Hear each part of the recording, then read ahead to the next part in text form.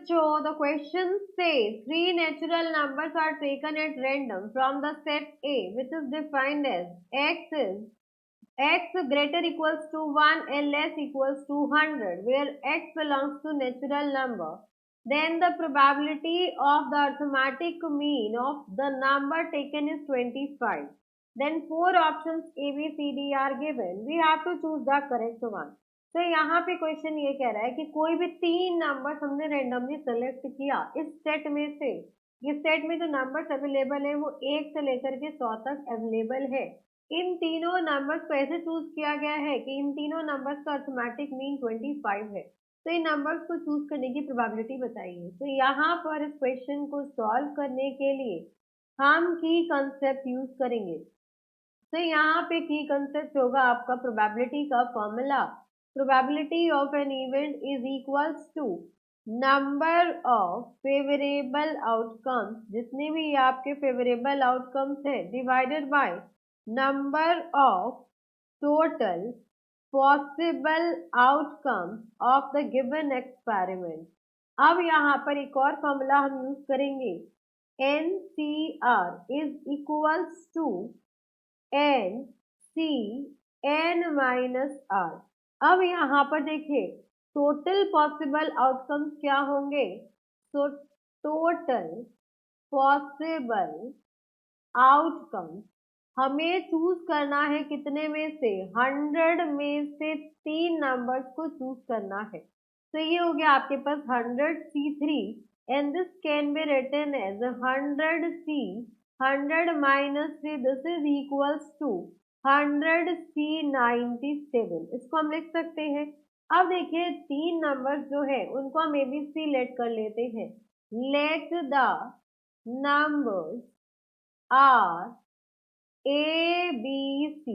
तो हमें गिवन है इनका एवरेज, इनका arithmetic mean A plus B plus C divided by 3 is equals to 25.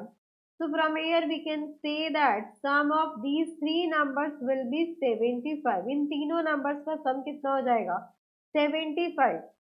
तो यहाँ से हम कह सकते हैं A is greater equals to 1, B is greater equals to 1, C is greater equals to 1।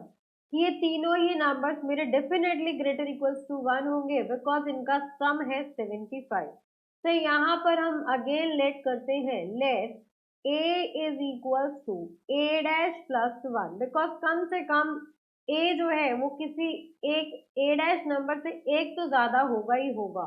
यहाँ पे आ गया B is equals to B dash plus 1 and C is equals to C dash plus 1। अब यहाँ पर आपका A dash B dash C dash is not equals to 0। इनमें से कोई भी आपका नंबर ये 0 के बराबर नहीं है। तो यहाँ पे वैल्यू सब्स्टिट्यूट कर देते हैं। तो ये हो गया मेरा A dash plus 1 plus B dash plus 1 plus C dash plus 1 is equals to 75। So from here A dash plus B dash plus C dash is equals to 75 minus 3।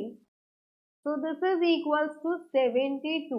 अब यहाँ पर हमें इस 72 को डिस्ट्रीब्यूट करना है तीन नंबर्स में, A, B और C में।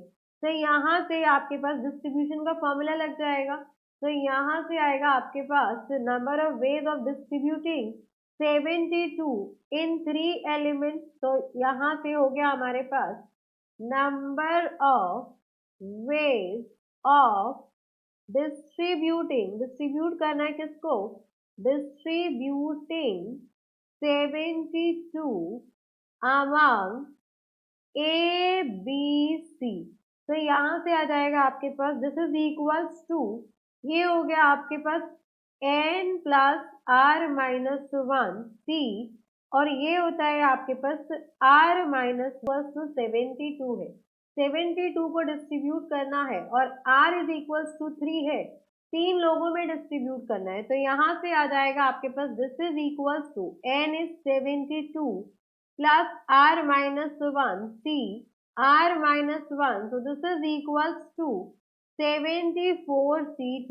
अब यहाँ से आगे आपके पास इसको हम लिख सकते हैं